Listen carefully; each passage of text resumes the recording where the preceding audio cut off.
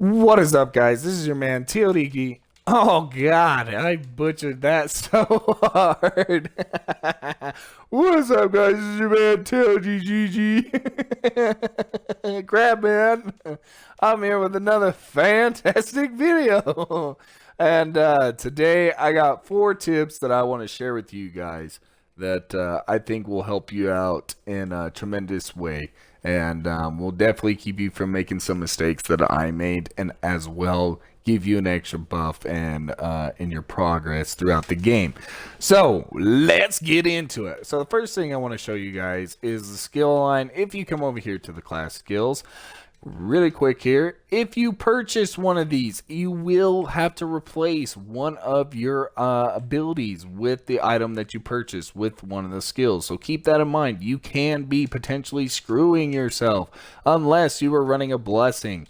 As for the Rangers, if you come over here and you're running Crescent Moon or something with Tempest, Thundering Arrows, you are actually able, or Tempest Volley down here as you can see, you can actually replace Tempest Shot with one of the passive or active abilities and keep Thundering Arrows or Tempest Volley, which will allow you to still have your powerful one-shot charge-up move and have any other passive or extra skills that are listed here. So if you get rid of your active Tempest Shot, you can then replace it with Flashbang Arrow and still have your Tempest Volley shot available to you. That is a quick little tip trick there, so that way you don't lose out on all your skills and you get the new skill as well. On to the next tip, which is tip number 2. Thanks to Angel in the Discord, he was able to find this out. If you come over to the limited time merchant, you can actually trade in your artifact shards for artifact cores.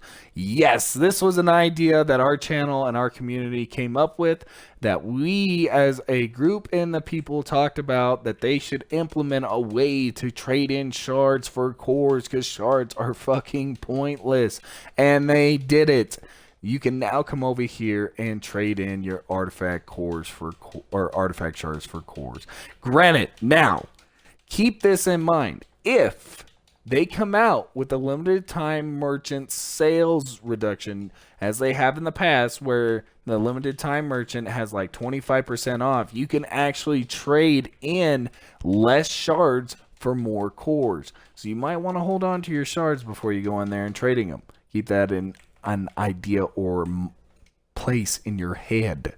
So for tip number 3, if you go to your estate, as I'm doing now, now that we are here at the estate, I can show you the new and improved decor decoration buffs that will help you out in the long run. So as you can tell here, I have a cauldron. That's right, isn't it weird? It is actually a level 1 potato soup cauldron. This level 1 potato soup cauldron can actually restore your soul pyre, or restore your health from soul pyres by 5% and stacks up to 10 times. I've tried to upgrade it. It does not allow it.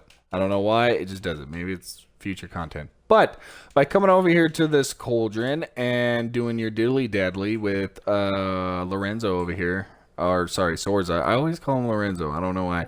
But you're now Lorenzo. So if you talk to Lorenzo, he'll be right here, okay? And he'll tell you everything you need to know about this and decor items in your estate. After that, you can then come over here to these little bitty signs that are all over the place, and you actually see all these items here. Each of these items actually give you a different kind of buff. You can actually have warehouse inventory item buffs, or inventory slot buffs. You can have up to labor pools where you can increase your labor pool. You can have different XPs, different, there's a list of buffs and items you can actually get from this, guys. And they're all over the place. I mean, all over the place. And there's different ones. So up here, if you're up by this dude, you can actually have a hero statue, which will actually give you a pretty nice buff. It gives you a passive, and it gives you 3 buffs per level. They are kind of pricey in the construction materials wise, but if you've been saving up and you've been like leveling your mine and your orchard to where you're having multiple employees working over there, you should be able to get those construction materials pretty quickly. So next, we're going to be talking about what is in these chests for dungeons after this update. So this is actually pretty nuts. And why I say that is because, so Altar of Blood, okay, which is like the first place you can get A grades. It still is the first place you can get A grades. But check this out. So if you come over here and you view the stats in Altar of Blood, okay, you can actually, this is items you get out of the big chest at the end. So after you kill the boss and you run over and open that chest, these are all the items you can get from that chest before you actually open your small chest, which is right here. This is the actual Altar Blood small chest. So check this out. My tip is, do not do Altar Blood. You want to start at Sundred Sanctuary. Now, if you're a new player and you're coming in, of course you want to run Altar Blood. It's good. It's not bad. But with Altar Blood, you can only get your A grade items through this little Altar Blood seal chest. You cannot get them from the big chest. Check this out. If you run Sundred Sanctuary, you do not need sealed keys. Okay, you listening? You do not need any keys, period, for Sundred Sanctuary. The reason why I say this is you can now farm Sundred Sanctuary. Now, granted, your chances of getting an A grade are going to be low. As you can tell, there's hundreds of items in here, and it's going to be kind of a bit of a pain. But you can actually come in here eventually, and there are A grades that you can pick up from the large chest immediately. I'm talking about the big boss at the end. Once you kill them, you have the potential of getting not only 1, but 2, 3, 4, 5, 6, 7, 8, 9, 10, 11, 12, 13, 14, 15, 16, 17, 18, 19, 20, 21, 22, 23, 24, 25, 26, 27, 28, 29, 30, 31, 32, 33.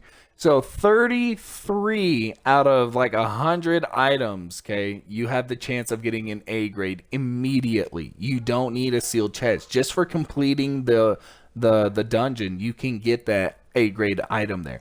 Now, granted, for Rangers, they're kind of shit, like fire from above cooldowns and stuff like that. It's not for me.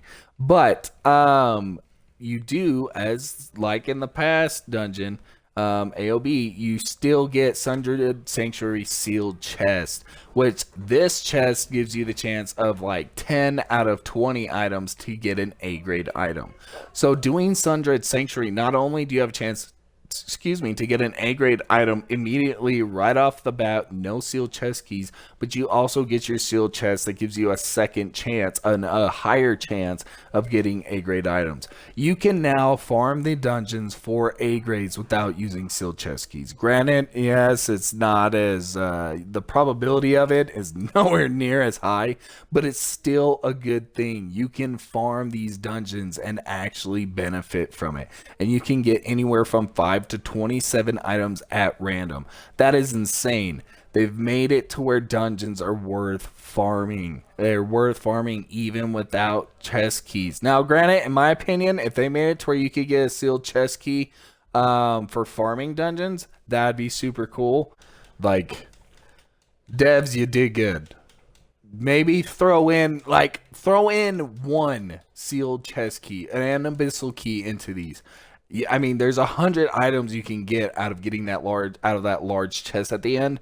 So the odds of getting those keys aren't going to be very often, but it's still a chance for players to farm and grind those dungeons to get those keys. So that's my want from the devs, and I think the rest of the public would greatly appreciate that. And if you could do that, that would be awesome. You guys are doing a great job right now, but that would be pretty cool.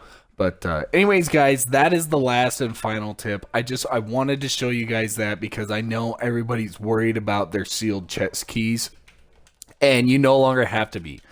Altar of Blood is the only dungeon for the 5-man actual dungeons. Let me show you what I'm talking about. So in these dungeons, all these arena challenges, you can actually get your embers and your chest seals and stuff like that.